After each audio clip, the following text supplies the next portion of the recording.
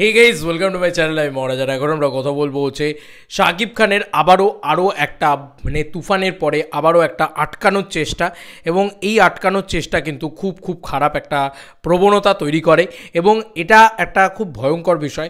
এবং আমি অলরেডি একটা ভিডিও বানিয়েছি যেখানে মেহেদী হাসান হৃদয়ের বিষয়টাকে নিয়ে কথা বলেছি। আমি এই ভিডিওতেও সেম কথাই বলবো। তো মেহেদী হাসান হৃদয়ের ভিডিওটা সম্ভবত আমি পরবর্তীতে পোস্ট করবো, আগে এটা নিয়ে কথা বলা উচিত বলে আমার মনে হলো।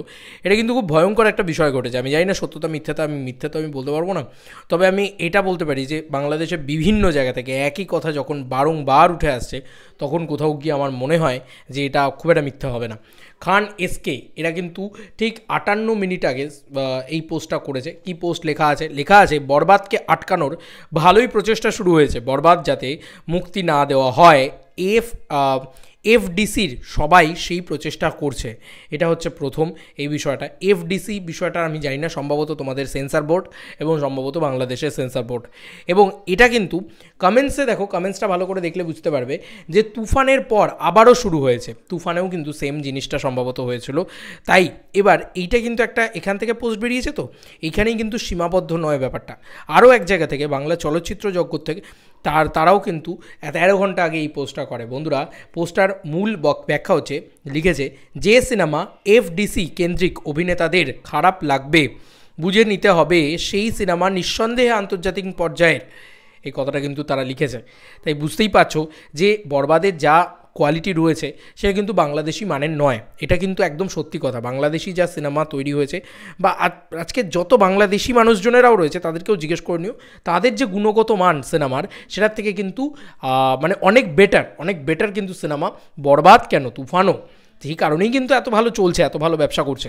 তাই এটা কিন্তু বলতে বাধ্য হচ্ছি আমি যে বাংলাদেশি সিনেমার গুণগত মান কিন্তু ভালো ছিল না। শাকিব খান আফটার তুফান বা প্রিয়তমা থেকে একটা চেষ্টা তিনি চালিয়ে যাচ্ছেন যে অ্যাটলিস্ট কিছু হোক আর না হোক সিনেমার গুণগত মানটা যেন ভালো হয়, দেখতে যেন অ্যাটলিস্ট আন্তর্জাতিক সিনেমার মতন হয়।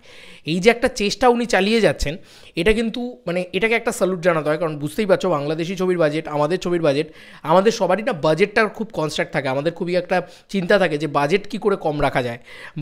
কারণ আমাদের কাছে টাকা নেই ভাই, সিরিয়াসলি এটাই সত্যি কথা যে আমাদের কাছে টাকা নেই, কিন্তু আমাদের ইচ্ছে আছে যে আমরা হলিউড লেভেলের কোয়ালিটি দেবো, আর দিতেও পারছি। তো আমরা বরবাদের যে ওই লেন্স ফ্লেয়ার যেটা রয়েছে ওটা দারুণ কোয়ালিটি, ওটা বাংলা ছবিতে ন্যাচারালি পাওয়া যায় না, ওটা দুর্দান্ত একটা বিষয়। তো ওটা দারুণভাবে শ্যুট করা হয়েছে বরবাদের ক্ষেত্রে, এটা তো আমি বলতে বাধ্য হচ্ছি। তাই এরকম একটা ছবি আমি জানি নিশ্চয়ই ব্রুটালিটি সিন রয়েছে, নিশ্চয়ই কোনো কিছু একটা পার্টিকুলার সিন রয়েছে, সেটাকে কেটে দেওয়ার চেষ্টা করা হবে এখন, ঠিক আছে। তুফানে জাস্ট একটা কাটা মুন্ডু শট ছিল, সেটাকে পর্যন্ত ব্লার করে দেওয়া হয়েছিল, এমন অবস্থা।